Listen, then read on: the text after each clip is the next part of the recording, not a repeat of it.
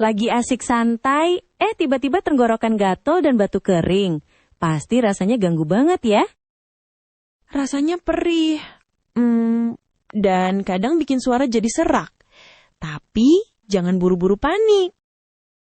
Sebelum minum obat kimia, kita coba yang alami dulu yuk. Ini dia 5 bahan dapur yang bisa bantu redakan batukmu. Pertama, madu. Cairan manis ini punya sifat antibakteri yang bisa melapisi tenggorokan yang iritasi. Cukup minum 1 sendok madu atau campur air hangat.